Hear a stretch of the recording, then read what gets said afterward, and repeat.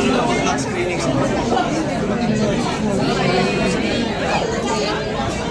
Pwede na ba? Will, your reaction?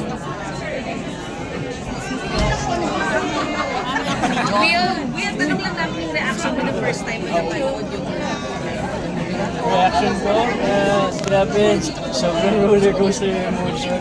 Nakakatuwa kasi after how many months of waiting, sabi ko nga nasa loob, bago ako pumasok sa loob ng bahay ni Kuya, pagpasok sa loob ng pagkabasa ko, look forward to. At mahalaga siya talaga sa puso ko. Ngayon napanood ko na siya, sobrang nakakatawa ng puso na worth it lahat na naghihintay, yung pagod, yung Kuya, at yung effort. struggle yung character mo. Paano ka nakarelate sa kanya? Well, kasi si Arvin Asuncion, parang tao talaga siya eh. I'm sure na maraming tao makaka-relate sa kanya kasi usual na nararanasan ng mga ibang tao eh.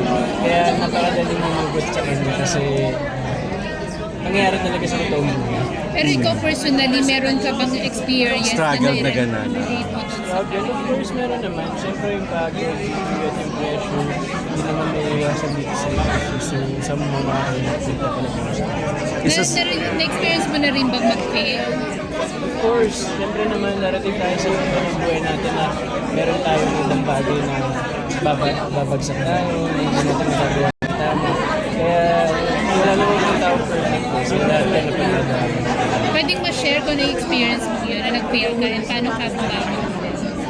Marami po eh, lalo na dito sa industriya na parang siyempre may mga audition, kaya na ganyan. Tapos hindi ko natatanggap. Siyempre, bumangan ako at inisip ko na paano ko gagawin ba ito yung sarili ko, kung paano ko ayusin sa mga susunod pang gagawin ng auditions.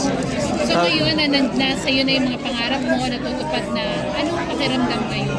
Hindi ko pa naman po masasabi na lahat ng pangarap ko nasa akin na talaga. Pero ngayon na hindi ko na po siya naabot. Sobrang salamat lang po talaga sa Panginoon. Kasi lagi ko po itong pinangarap talaga. Lagi ko po pinag-darasal.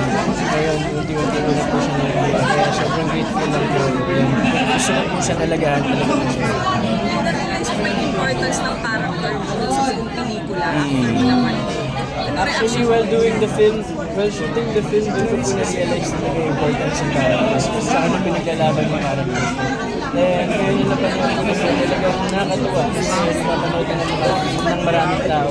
At sana marami din po sila mag-pagpulot na araw. Ikaw yung pinakahabang moment sa buong lahat ng mga cast. Anong feeling mo? Well, lahat naman po ng characters sa bigyan ng justice sa pelikula. Pero parang bigyan mo naman ng opportunity na nakakatuwa ko. And nakakatuwa rin po dito sa weekend at sa marketing. Kaya worth it talaga. Nakakatawa. Pero pasabay yung kindness na binigay kay Arvin. Diba tinulong mo siya financially? Do you think posible yun sa Oo naman po. Posible po yun talaga. Kasi open lang po talaga yung heart. Ikaw ba personally, naiyak ka doon sa eksenang yan? Ang dami mong pinaiyak doon eh, di ba? Ako po, kahit alam ko na yung mangyayari, iba pa rin po talaga yung impact sa big screen eh. Nakita mo po talaga yung totoong emotions. So, naiyak din po talaga. Well, ang daming estudyante makakapanood ng film na to. So ano po yung gusto niyong maipulot nila? Sorry po. Ang dami po estudyante na makakapanood ng pelikulang ito. Ano pong gusto niyong maipulot nila? Siyempre, bukod mo sa never stop dreaming, never stop learning, gusto po namin na mapulot po nilang aral dito is learn how to fight for what is right. Kumbaga, siyempre sa panahon po ngayon, mahirap po nang walang boses eh. Kailangan po talaga natin ipaglaban yung karapatan po natin sa bansa. Puring-puri ka ni Ate Klang dito, ang galing-galing mo daw, si Ate Klang. At lagi mo siyang kaisip. Kamusta naman siya?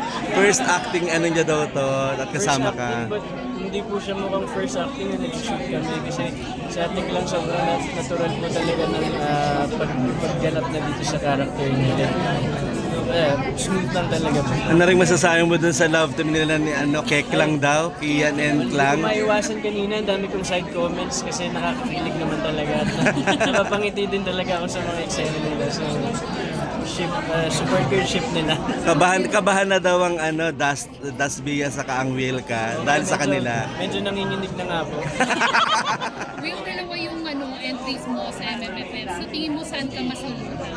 Yung sa Love You So Bad or Diva? Sorry po? Dalawa yung entries mo. Sa tingin mo saan ka mas lulutang? Yung role mo dito o dun sa kabila? Well, itong dalawang pelikula naman po na to na kasama ako. Meron po siyang magkaibang meron siyang magkaibang personality, and meron siyang magkaibang pinaglalaban. So I'm sure na sa dalawang pelikula naman na po ito, meron na naman po rin yung pinaglalaban na character. So, I don't think na meron po mas angat kasi magkaiba po siya. Last na lang, Christmas, anong reward mo sa sarili mo for all your hard work? Reward ko para sa sarili ko. No, this Christmas kasi wala pa po talaga ako time para mag-celebrate ng holiday. Pero siguro mag-reward ko na lang for myself is time for my family and friends. And hopefully makapag-travel po ako. Saan mo balak, Last? Saan mo balak mag-travel? Favorite ko Japan is yung Sino kasama mo? family, of course. Hindi si Bianca. Siyempre family first. Tagal pa na sila din nakasama. May follow-up lang, plans for 2026? Plans for 2026? Last for 2026, of course, work, family, friends, and ano pa ba? Abutin yung mga bucket list ko, mga goals ko gusto ko sa Picture lang kapatid. Picture lang. 1, 2, 3. Thank you, man.